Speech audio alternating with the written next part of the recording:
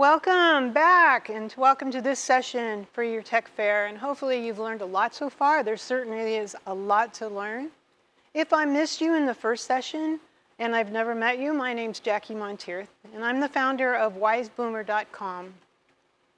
Wiseboomer was a website that was made just for people like you and me that has plenty of tips for you in the technology world. So you can go there and check it out. You can also always email me at what's on the screen, awiseboomer@gmail.com. You can always ask me questions, never hesitate. So today, we're going to talk about probably the one thing that's driving you crazy, passwords. Passwords are driving you crazy. They drive everybody crazy. And you have that little password book that's sitting by your computer that you have all your passwords in. Or some people even tape it underneath their keyboard, and that's the password to everything. That's even worse. But if there's one thing I can tell you today, it's that it is very important that you protect yourself from all the hackers in the world who really want your information. It doesn't mean they have to get it. And you can protect yourself. You are capable of protecting yourself. You just have to learn how. So today, in this session, we're going to work on passwords, managing your passwords, and setting up a system so you always know your password. You don't need any help. It's always up here. Now, one of the things that Stanford says that we need to do is constantly exercise mentally. If you're using passwords and you have a system, every time you log into a website on the web, you will know your password if you follow this system. And it will be a safe password, and it will be different for every site, but you'll always know it up here. Now you're going, how could that possibly happen? I can barely remember one thing from another. It will work. Let's see how it works. So this picture hopefully changes for you. It won't be driving you crazy after today. First of all, it's very important that you know and understand there are no secrets in the world anymore about anything. All of your information is out there on the web. I can type in the name of someone and bring up that information on certain websites instantly. It's the information age. We are on information overload. And all the information you could possibly want is out there on the internet. We just know how, we have to find out how to access it and keep hackers from accessing the information we don't want them to have. Now, you may think that, okay, everything's just on the internet. Well, in a way it is, but there's something called the dark web, the deep web, the dark web. Now, the dark web is what all the hackers use. There's all this information there that nobody wants out there. Credit card numbers, expiration dates, social security numbers. People go to the dark web to buy that information or get that information. You can't just go to the dark web on the internet. You have to have a specific application to do that, and you don't want to. We don't want to be involved in that. But we want to make sure that our information is safe and not being sold out there. So how do we do that, and what does it look like? Well, how in the heck did our information even get out there on the internet? Because you might have been very careful. But you know what? You bought a house, you bought a car. You use credit cards, you have a bank account, you pay taxes. You even had a credit report, and there was something called a data breach. A data breach, and there are many of them, all the time, data breaches. What they are is companies, people get into company computers, corporation computers, and they get the information out of their computers, out of their databases. Equifax had almost all of our information. They had it for their credit reports. When Equifax had their data breach, millions and millions and millions and millions of, probably billions of Americans, information went out to all the internet. But you need to understand that these places, Equifax, Dropbox, eBay, Houzz, LinkedIn, all of these had data breaches. But they only had pieces of our information. There's not one site that leaked everything, our social security number, our credit cards, our expiration dates, our addresses, everything. So they all have pieces. So those are on the dark web and being sold, pieces of our information. So hackers have to put it all together. They can't very well use your credit card unless they know other information about you. So that's where we have to make sure they don't get it. But information about you is out there. So one of the things that they need to, for instance, use a credit card is your password into a website. Well, years ago, and hopefully not now, many people used password as their password, or 1, 2, 3, 4, 5, 6, or they used their date of birth, things like that, and they used it on every single site that they went to, for everything. Even getting into their computer, they use the same password. You can't do that. You need to start getting together your passwords and changing them all. And yes, it's a huge task and it's going to take you a couple hours, but it's doable. And now that you are watching this, you'll understand that it really is doable and it's not that difficult. So let's see what we can do. First of all, if I was to type, I did this, I typed in Robert Smith onto the internet at this particular website that I knew of, and I won't give that out. I brought up all this information, plus about 4 pages more. Includes everywhere he's lived, all of his phone numbers he's had, where he lives now, all of his relatives, all of his associated, where he worked, all that information came up. That's just one, that was so easy to get. That's how easy it is to get information. Now, what you can see is you can see his social security numbers, his credit card numbers. So that particular site went and put together all this information about people, but they couldn't get the information that could really do damage. So this is not a particularly bad site. It's okay. I mean, yes, your address is out there and somebody could find you if they wanted to. There are ways to block it and scrub the internet of your information, but it'll just end up out there again. So we need to protect ourselves, and the first way is with passwords. This is what the dark web, this is one part of the dark web and what it looks like. You can see people's credit card numbers, what city it's from, when it expires. You can choose what you want to buy, and you can see the cost of some of them there. So that's what it looks like on the dark web, and that's what the hackers are going to retrieve. They get information, and they either use the credit cards, they attempt to, or they actually try to get other information like your address and open credit cards. And that's what happened with Equifax. When the Equifax information went out, people got the address and some of the credit card names, and then they try to open add their name to your credit card.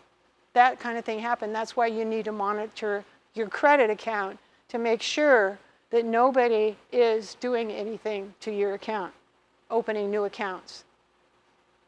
So what can you do? Well, the first step is to secure your password. Now, you may have heard of password apps.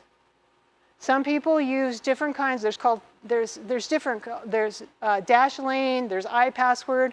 These are all apps on your phone or on your computer that when you subscribe to them, they take care of your password for you.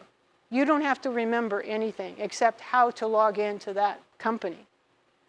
Well, those work for those people who don't want to know what your password is. I do not recommend them because I don't want any company or corporation or software or website to know anything about my passwords. And they have to know a little bit in order, and a master password to use this program. So I'm giving you a system today that will have you be the holder of your password. The system works where you have a base password that is very secure, that's all you have to remember, but it gives you a system so that every website you go to, no matter what the website, you go there and you add something to that password for that website. And it's a system, so you never have to think about it. It just comes to you. No matter where you are, what website, what part of the world you're in, you will always know your password for every single website if you follow me today. Now to do this, grab a piece of paper and a pen or pencil, because I'm going to have you actually write down and create your password system today. So grab a piece of paper and let's get started. Okay, first of all, over the years that it's become pretty clear that to have a safe password, you have to have at least 12 characters. 10 is okay, but not good enough. 12 and then anything more than 12 characters, makes your password almost impenetrable, in the sense that hackers use computers to figure out passwords. They develop algorithms, coding and things to programs that will run through and take all of the iterations of possible passwords until they find yours. Well, it would take them a year to find a password that's made of 14 characters, especially if those characters are not a word and they don't make sense. And especially if you include upper and lowercase letters, symbols, and numbers. Those have to be part of your password. And you may have noticed that whenever you put in a new password for a website, this is the kind of thing they ask you to do. So you dutifully go in and you put in different symbols and things, and you may write it down, and hopefully you'll find it when you need it to get into that website again. But that's way too much work. Remember, Wise Boomer is all about being wise and simplifying your life, finding ways to make your quality of life better.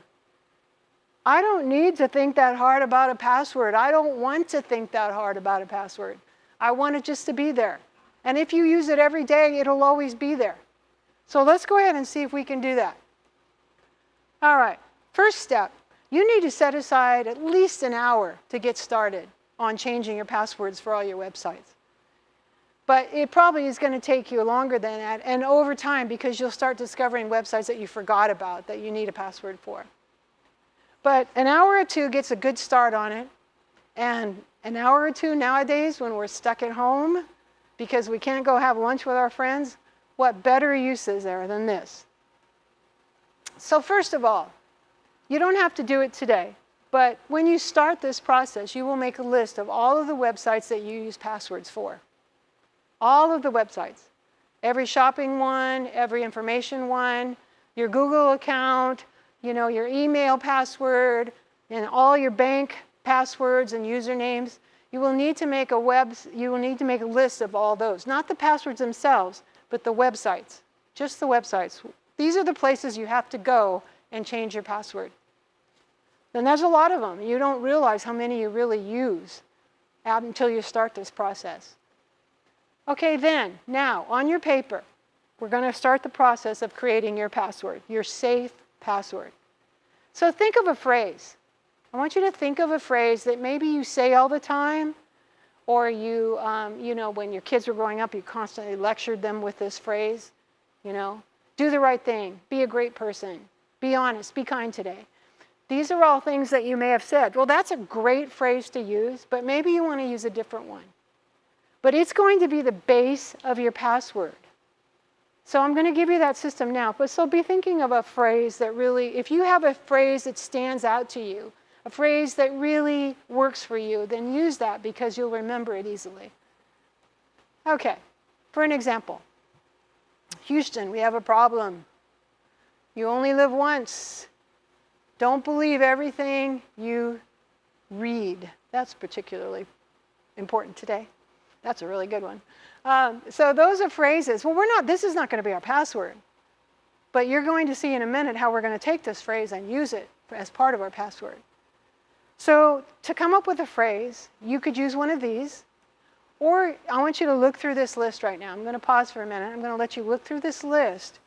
And I want you to choose one of the phrases that works for you if you don't have one that's already in your head. So go ahead and look through these. And if you are thinking of a phrase while you're looking, if you're thinking of a phrase, I'd rather you didn't use a phrase that has the word I in it. Don't use one that has the word I. I did this, I like this, that kind of thing. We want 4 or 6 words, 4 to 6 words. So you don't want too much. So, you can use, if your phrase that you came up with has more than 6 words, that's okay. You can do it. It's just we want something easy for you to use. So hopefully you've looked through this list and you've chosen a phrase. So once you've chosen the phrase, and I need to stop here and remind you that on wiseboomer.com, you will see this entire presentation.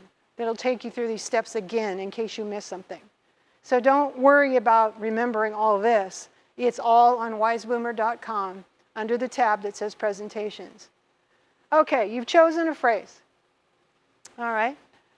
Now, write down the first letter of every word in that phrase, but make the first letter capitalized, just like it is in a sentence. So the first letter of every word from your phrase, you're writing it on your paper. Okay, so this is the beginning of your password. Now, it may look like this, for instance. So Houston, we have a problem, looks like capital H, W, H, A, P. So you can imagine somebody trying to guess your password if it has H, W, H, A, P in it. They'll never get there, and that computer isn't going to easily figure it out. But it will over time, unless we add more to it. So we're going to add more to it.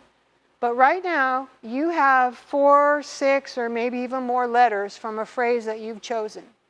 And you have it written on your paper. That is the beginning of your base password. And so I think you can start to see how this is going to evolve. You will always know that phrase. You will always know these letters because you will always remember that phrase. And after a while, when you're using this every day, it's just going to appear in your brain. Okay, so now we've got some letters with one capital. That's part of our password. Now we're going to move on and we're going to add some more. Let's make that computer hacker even make it more difficult for him. Let's add 4 or 6 numbers. And these 4 or 6 numbers, let's make it something that is unique. Maybe it's something that you use all the time. Maybe it's a time of the day, 12:42. Maybe that's your favorite time of the day. Maybe it's your address, the numbers from your address, 1407. Or maybe it is a special date that you have in mind. Try not to use your birth date because that's too easy to guess. But 4 or 6 numbers. Some people like to use their ATM code or their code on their phone. Believe it or not, it's okay because it's in a unique situation. It's with all these other letters. So 4 to 6 numbers that mean something to you, that you always remember. Okay, let's put it all together and see what we've got. All right, so an example. Houston, we have a problem. So we have the letters, and the numbers are in back. You can put the numbers in front. You can split the numbers up. You can do whatever you want as long as it's something you will always remember. I like to think that make it easy to type too, because you're going to be typing it in every time. So make it something that's easy to type and that you'll remember, and it just kind of flows after a while. So those are some examples. You only live once becomes 1967 YOLO. Okay? So you can see how you can move. You can put 2 numbers in front, 2 numbers in back, but you're doing that on your paper. What are the numbers? You put the numbers around your phrase. Okay. So hopefully you have that all set. And now we're beginning to see this whole thing evolve into a pretty complicated password. Okay.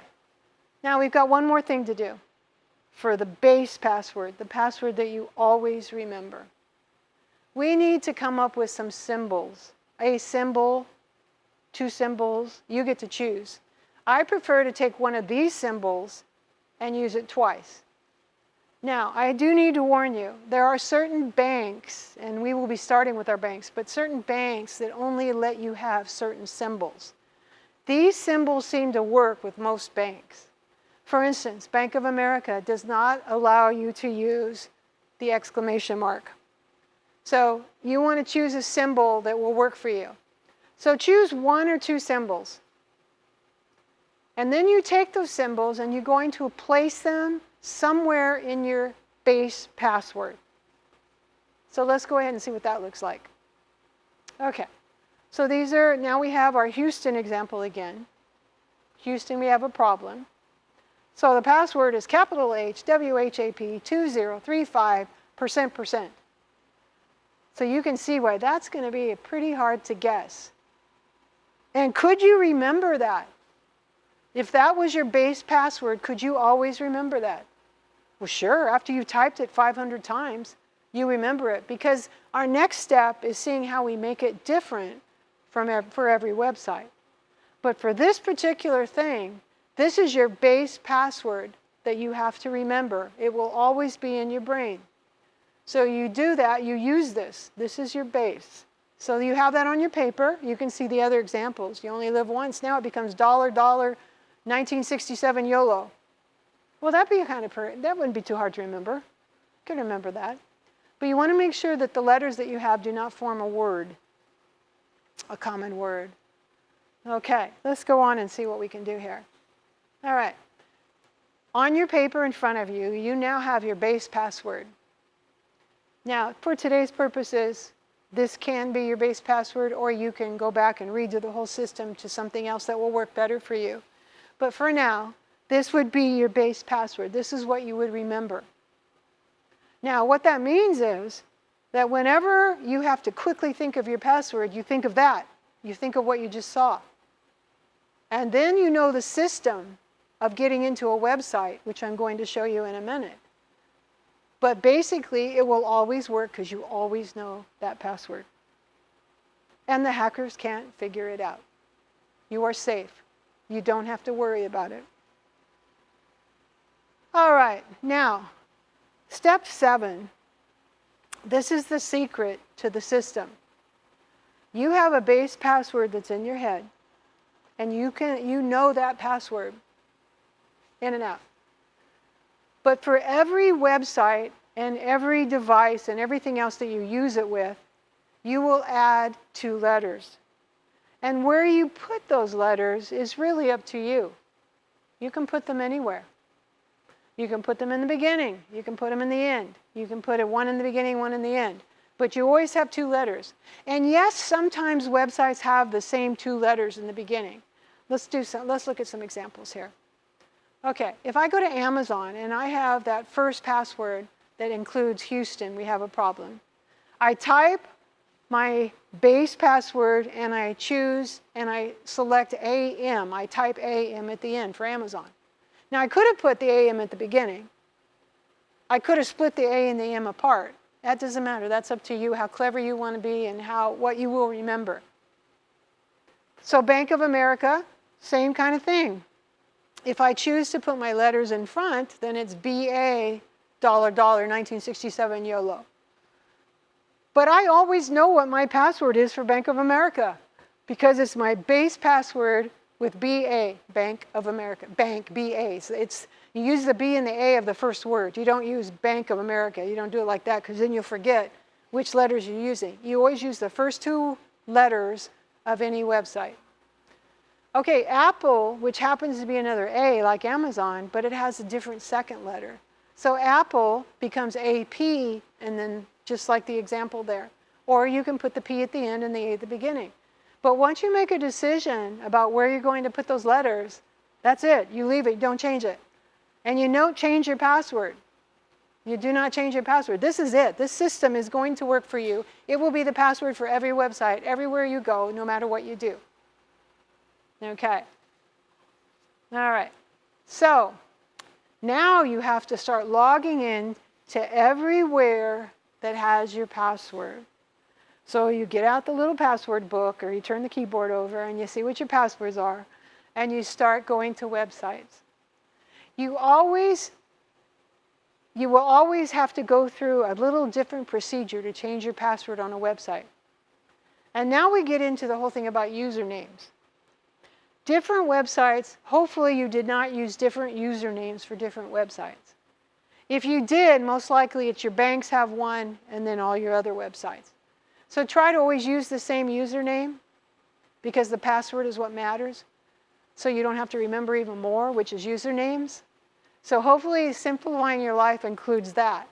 But what do? Well, you log into every website and you find your account information, the tab that has your account information. A lot of times it'll be your picture in the top right-hand corner or a little figure. That'll be your account information. And you go to a place where they'll allow you to change your password. Now, it may say reset or change your password there when you get there.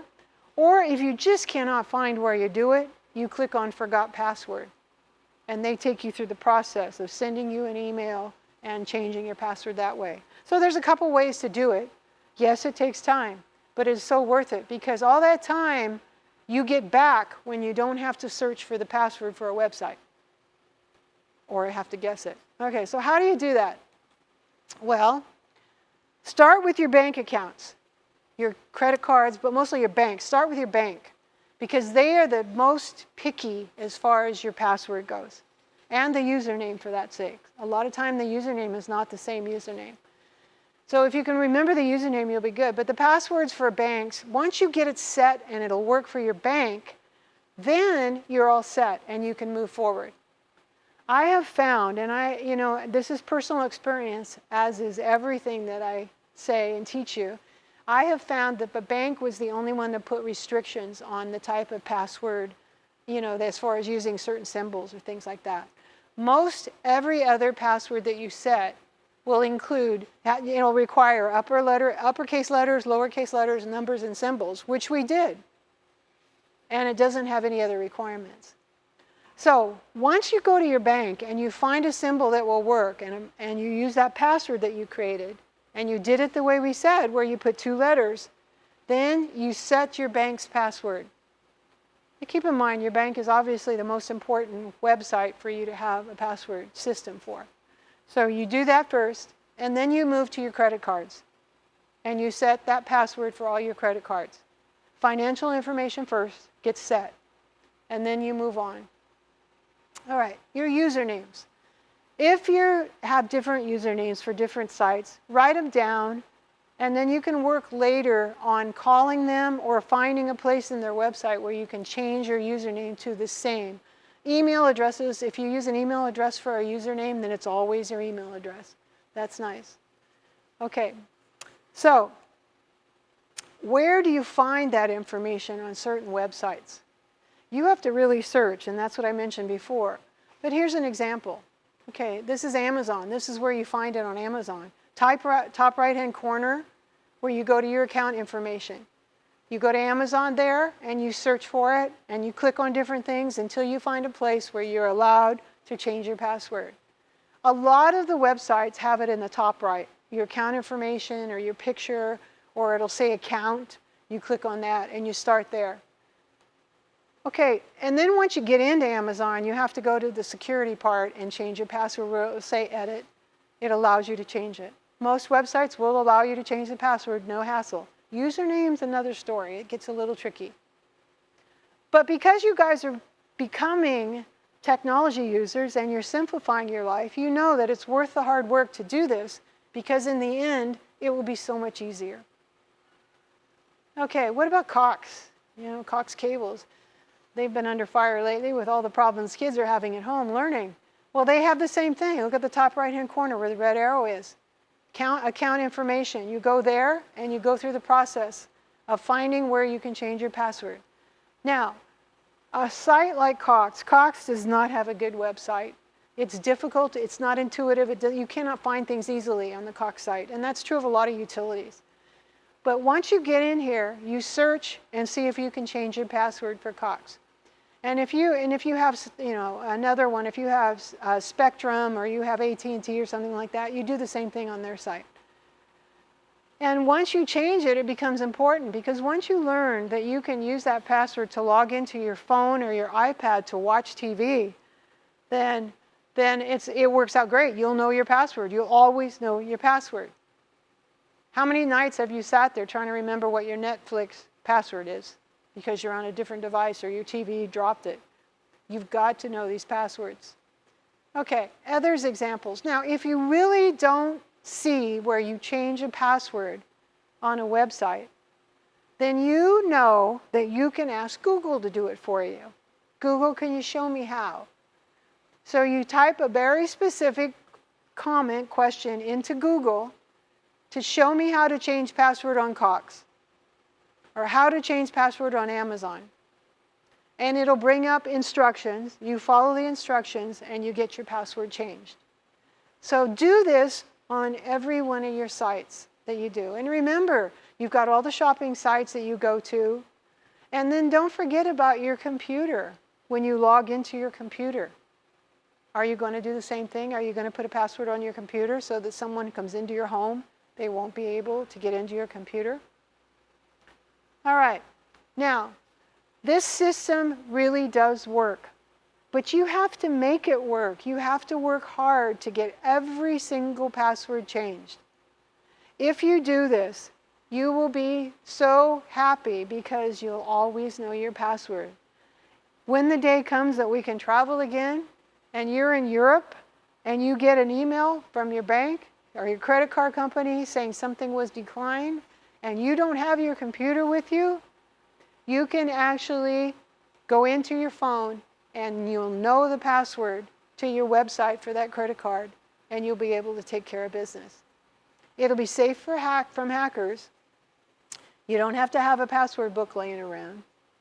And it really will make a difference in your security. So please do that.